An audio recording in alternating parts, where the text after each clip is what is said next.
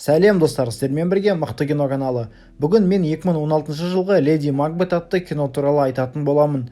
Кэтрин есімді жап-жас қызды өзінен үлкен ер адамға күйеуге береді. Ұйықтар алдында Кэтринге Анна есімді қызметшісі көмектеседі. Жалғыз өзі қалып Кэтрин жаңа күйеуін күтіп отырады. Ал ол келген кезде ол қыздың үйде отыратынын және ешқайда шықпайтынын түсіндіреді. Александр одан үстіндегісін шешіп төсекке жатуды сұрайды. Кэтрин толықтай шешінеді, содан соң жарық сөнеді. Кэтрин таңертең терезенің алдында далаға қарап отырады. Осылайша оның жаңа өмірінің бірінші күні өтеді. Келесі күні бөлмеге Анна кіріп терезені ашады. Кэтрин бұндай сыры өмірден тым жалығып кетті. Оны тек терезенің алдында отырып, далаға қарау және каминнің қасында уақыт өткізу құтқарады. Бұндай өмір қалпынан Кэтрин азып кетті. Кешкі астың соңын күтпей Кэтрин өз бөлмесіне аттанады. Оның бұл қылқы Александрдың әкесі Бориске ұнамайды.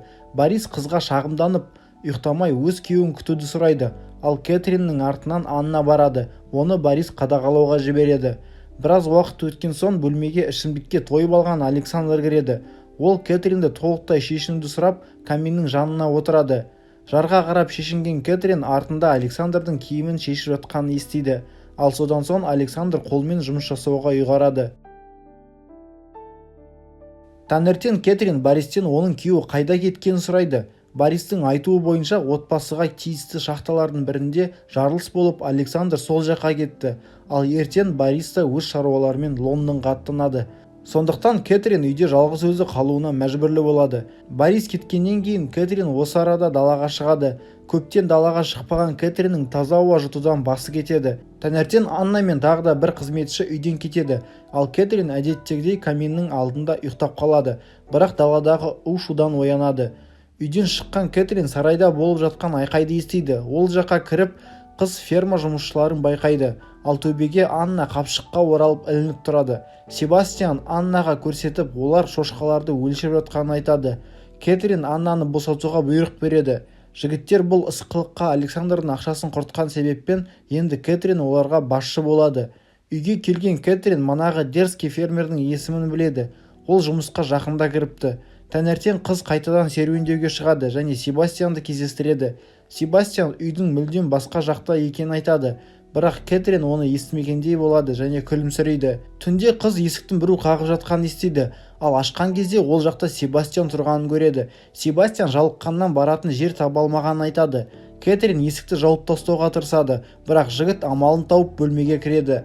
Қызды бұрышқа тақап оны сүюге тырысады, бірақ Кэтрин оны итеріп жібереді. Алайда кексті ұзақ көрмеген қыз жануар сияқты Себастьянға өзі атылады. Бұл Кэтриннің келгеннен бері көңіл күйі толы ең бірінші күні. Осы күннен бастап олар Себастьян мен кекспен айналысу үшін күн сайын кездесе бастайды. Таңертең итті қыдыртуға шыққан Себастьян Аннаны кездестіреді. Ал Анна болса оның Кэтринмен құпия кездесулері үшін таяқ жеу мүмкін екенін айтады. Ал жауап ретінде Анна тек қауіп естиді. Кеш басталысымен Кэтринге қайтадан Себастьян келеді. Бұны көтін қысып отырмайтын Анна есіктің тесігінен көріп қалады. Таңертең Анна әдеттегідей терезені ашуға кіреді. Сапардан Борис оралған туралы айтады. Кешкі ас кезінде Борис Аннаға шампанский алып келуге бұйрық береді. Алайда оны үйде ешкім жоқ кезде Кэтрин ішіп қойыпты. Анна Кэтринді қорғап қалады, бірақ өзі сөз естиді. Ал соңында жануарлар сияқты төрт аяғына тұрады. Кэтриннің қылықтарын біліп қойған Борис сарайға барып Себастьянды сабайды. Содан соң қамауға бұйрық береді. Оны білген Кэтрин фермерді босатуға сұрайды, бірақ бір шапалағын алып алады. Олардың келесі айқайы Бористің кетуімен және Кэтрин есікті стулмен тіреп қоймен аяқталады. Содан соң қыз Аннаның қасына отыруды сұрайды, өйткені жалғыз тамақ ішкенді ұнатпайды. Ас барысында Аннадан оның отбасы туралы сұрай бастайды. Есікті Борис қаға бастайды және өзін нашар сезінетінін айтады. Бірақ Кэтрин Аннаға тұрмауға бұйрық береді. Бористің айқай таусылғаннан кейін ол Аннадан докторды шақыруды сұрайды. Ал өзі болса Себастьян қамаулы сарайға жүгіреді. Келген доктор Бористің басқа өмірге кетіп қалғаны туралы айтады. Біраз уақыттан соң Александрдан хат келеді.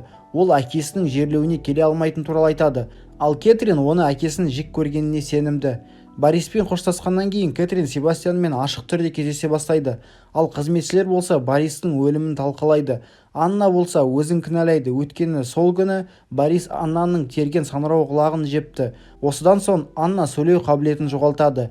Кэтрин жігітке өз сезімдерін айтады және тірі кезде онымен ешқашан ажыраспайтыны және жердің шетіне дейін баруға дайын екенін айтады. Бір күні түнде ұйықтап жатырып, ол бір шуды естиді. Оянып тұрып, даладағы Александрдың жылқысын байқайды. Себастьянды оятып, ол оны кладовкаға тығады, ал өзі күйеуін күтуге отырады. Және Александрға жылқының даусынан оянып кеттім дейді. Александр қыздың түрі өзгеріп кеткен байқайды. Кэтрин шай алып келеді және Александр кетіп қалған кезде оған Кэтрин туралы әңгімелердің жеткені туралы айтады. Енді ол Себастьянды жұмыстан қуып шығаруды ұйғарады. Александр барлығын біліп қойғанын түсініп, Кэтрин кладовкаға барып Себастьянды шығарады. Содан соң оны төсекке жатқызып толықтай шешіндіреді, тіпті үстіне отырып алады. Жынданған Александр қызды бұрырады, ал сосын Себастьянмен төбелесе бастайды. Осы уақытта Кэтрин темірді алып Александрды өлтіреді, ал Себастьян оның денесін орманға көміп тастайды. Дым білдіртпеу үшін Кэтрин Александрдың жылқысын орманға апарып өлтіріп көміп тастайды. Осы кезден бастап Себастьян мықты қобалжи бастайды және ұйқысы қашады. Ал Кэтрин Себастьянға Александр оны өлтіргісі келгенін айтып көндіреді. Енді олар бақытты өмір сүруге дайын. Бірақ олардың тыныштығын Агнес есімді әйел бұзады. Ол әйел Кэтриннің үйіне Тедди есімді кішкентай баланы алып келеді. Оны Александрдың баласы және тақ мұрагері екен туралы айтады. Кэтрин бұған сенгісі келмейді, алайда Агнесте керекті құжаттардың барлығы бар. Себастьян ол әйелдің алаяқ екенін айтады. Енді Себастьян Кэтринмен кездесуге қорқады, өйткені оларды көріп қойса, Себастьянды жазалайды. Тедди онда болғанша олар кездесу туралы ұмыту керек. Далаға шыққан Кэтринге Тедди келіп тиісе бастайды. Қыз оны итеріп жібереді, ал Шигол болса мұрын-боғын сүртіп жылап қашып кетеді. Сәл уақыттан соң Кэтриннің бөлмесіне қызметші келіп Шиголды таба алмай жүргенін айтады. Олар барлығы Теддиді іздеуге аттанады. Таудың етегінде баланы Себастьян тауып алады. Ол баланы және жылдам ағып жатқан суды көріп, оны итеріп жібергісі келеді, алайда көті тұрмайды. Себастьян баланы үйге алып келеді, бірақ Агнес оған ұрыс шығарады. Барлығынан шаршаған Себастьян жұмыстан кетіп қалғысы келеді және баланы судың қасында итеріп жібергісі келген туралы Кэтринге айтады. Кэтрин болса сәл күтуін сұрайды. Агнес Шиголдың қасында қарап отырған кезде Кэтрин кіріп оған демалып алуға ұсынып, өзі қарап қоятынын айтады. Кейін Кэтрин Себастьянды шақырып баладан құтылады. Теддидің қасына отырып Кэтрин таңды күтеді. Осы кезде Анна бөлмеге кіреді. Себастьян өз-өзіне жыны келеді және Александрдың көмілген жеріне келіп мықтылап жылайды. Содан соң үйге қарай жүгіреді. Кэтрин докторға өтірік айтып ұйықтап қалдым, ал тұрған кезде бала демалмады дейді. Баланың денесіндегі соққыларды көріп, доктор бөлмеге ешкім кірмеді ме деп сұрайды. Осы кезде Себастьян жүгіріп келеді және жасаған қылмысы туралы барлығын айтады. Сонымен қатар Кэтринді де айыптайды. Ол доктор мен детективке Александрды және Бористі қалай өлтіргендері туралы барлығын айтып береді. Кэтрин Бористі әдейі саңырауқұлақ беріп өлтірді дейді. Кэтрин барлығын жоққа шығарады, ал саңырауқұлақтарды ылғи Анна жинайтынын айтады. Ал Себастьян болса Аннамен күн сайын орманға баратын. Кэтрин оларға жала жауып, Бористі Анна өлтіру мүмкін, өйткені содан бір күн бұрын Борис Себастьянды мықты жазалады деп айтады. Анна бұны жоққа шығара алады, бірақ ол сөйлей алмайды. Осыдан кейін Анна мен Себастьянды көшіріп жібереді. Қалған қызметшілер де үйден кетіп қалады. Үйде аяғы ауыр Кэтрин жападан жалғыз қалып қояды. Осымен кино аяқталады. Достар, фильм ұнаса міндетті түрде лайк басып, подписка жасаңыздар. Мен үшін бұл шынымен де өте маңызды. Келесі кездескенше.